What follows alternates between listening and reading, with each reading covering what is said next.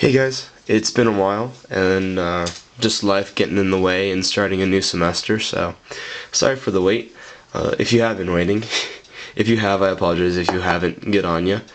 But I have another knife review, and I'm actually going to send this knife out today to someone I'm trading with, so this is the last time that I'll have this beautiful, beautiful buck. And this is the Buck Vantage Select Large, and the factory pricing is one of the and the retail pricing for that matter is one of the reasons that I got this knife from the factory from Buck. This costs $41. I bought it for $25 at Big Five, one of the few times that Big Five actually has any good knives or good deals.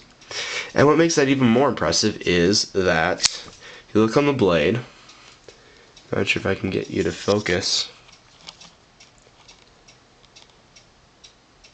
You can kind of see it there. It's made in the USA.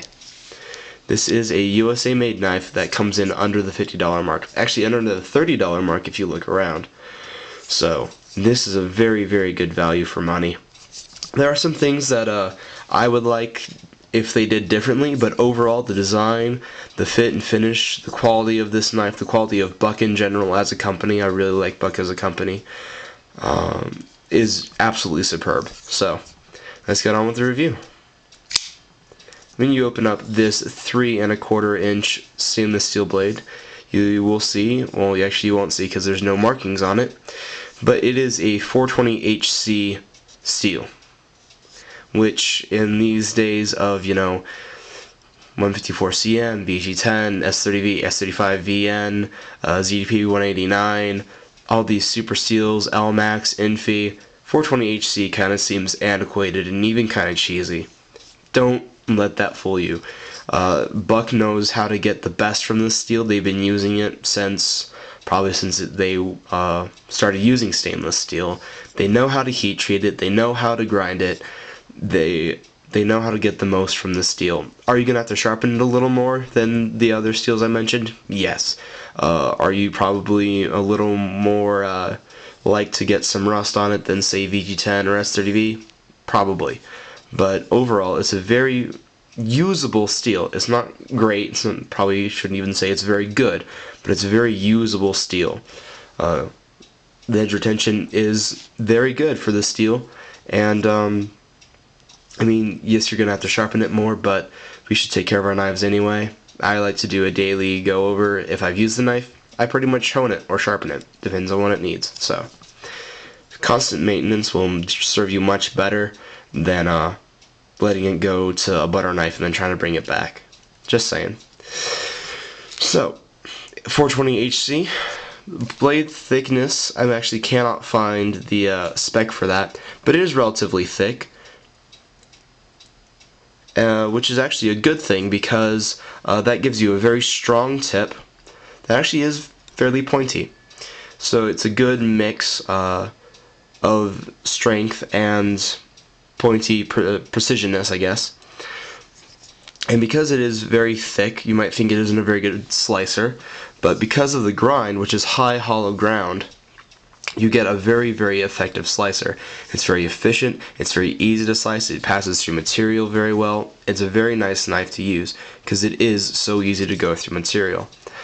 Because Buck brought the hollow grind almost all the way up to the spine, leaving maybe 1/4 of an inch on ground, it means that you have a very gradual approach to a very thin edge profile, which means that you're going to have very easy entrance into a material and then easy pass through because it's going to wedge slower.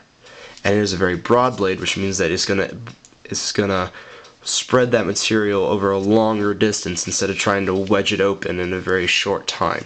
Makes it very efficient. High hollow grinds are one of my favorite grinds. Even I actually think they're better than full flat grinds as far as going through material. Full flat grinds are a little more durable because they have a thicker edge geometry. So, if you are someone who doesn't necessarily abuse their knife, but puts their knife into situations where having this thin of an edge geometry might not be a good idea, full flat grind might be the way to go. But for most of us, as long as you're cutting with your knife and you're slicing with your knife, 9 times out of 10, this type of grind is one, going to be just fine as far as durability, and two, it's going to make your life a lot easier. Now that we got through the blade, we're going to go to opening it. And I think this is pretty much a dedicated flipper design.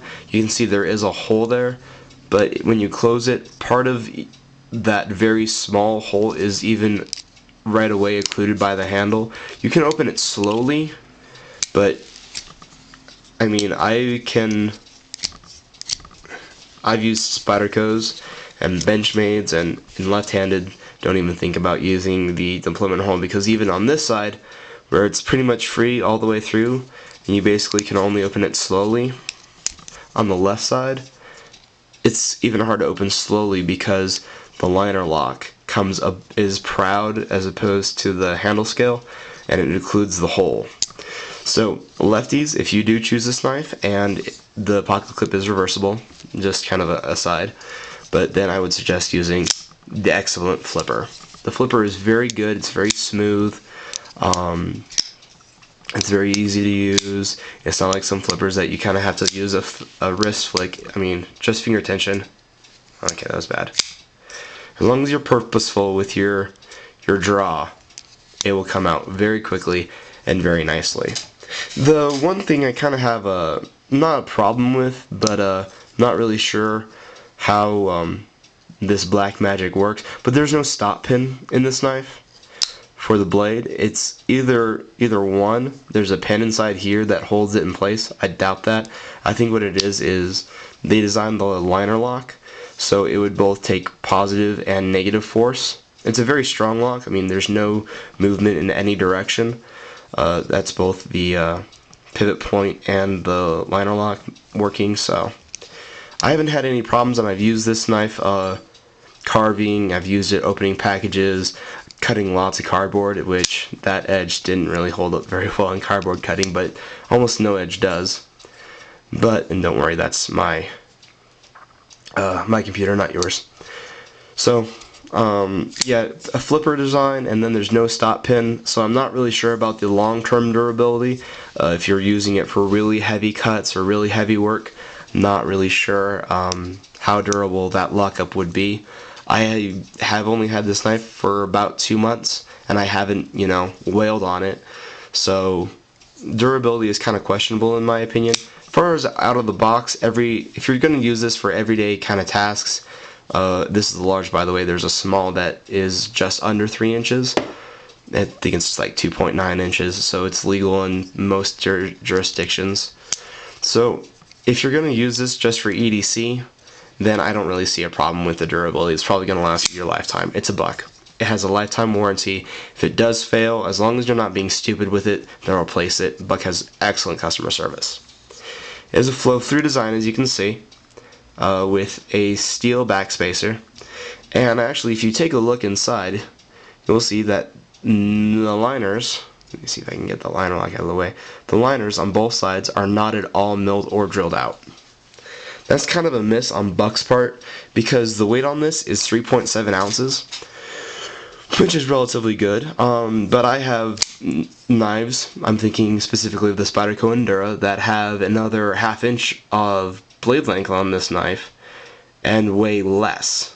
And part of that is the fact that Buck did not choose to drill out those liners. On the flip side, I did get this knife for $25. It is made in the USA. And as far as I can tell, the fit and finish is, I wouldn't say perfect. The blade centering is a little off, and the grind on the blade, this was a little more steep than this side. But, I mean, realistically, I find that in $50, $100, $150 knives, so I'm not really worried about this $25 knife having that.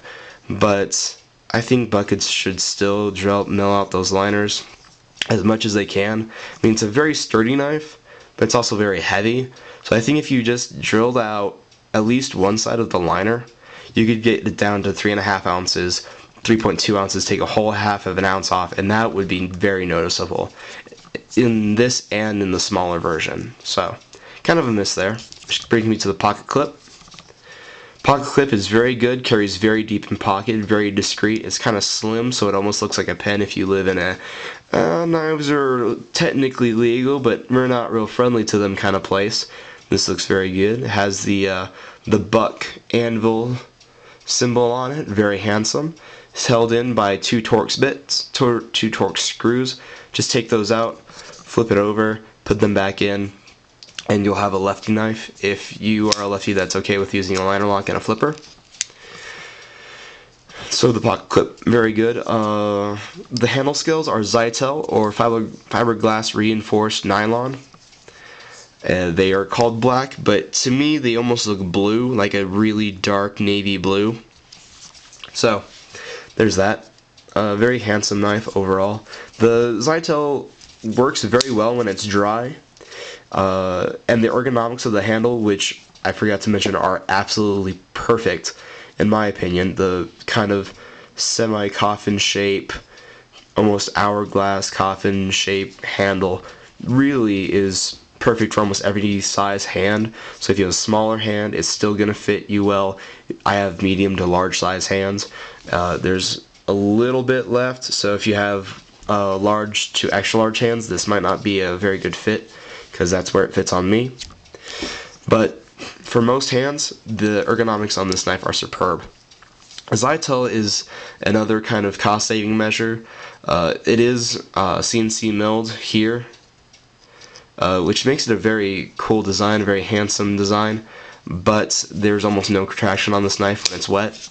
The ergonomics hold it in place more so than the traction on the handle scales. They're kind of a matte finish, so they're not slippery per se, but they really aren't very grippy.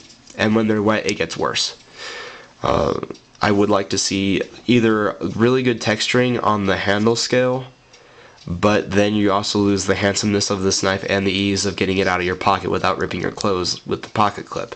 So if your ergonomics are very good at keeping in your hand, there is no jimping, which as an EDC knife I don't really see a need for, but I could see some people deciding that they just want to use this as a one knife fits all blade, and if you do have to use it in a defensive situation, which I pray to God you never have to, and even if you do, this is an absolute last resort.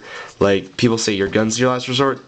Yes, but when you're on the ground, your gun's taken away, you're gonna pull this out, and I feel very, very sorry for you if you have to use a knife in self-defense situation, because this is not what it's designed for. This is designed as a tool, and it's superb as a tool. So as an EDC knife, as a work knife, very good.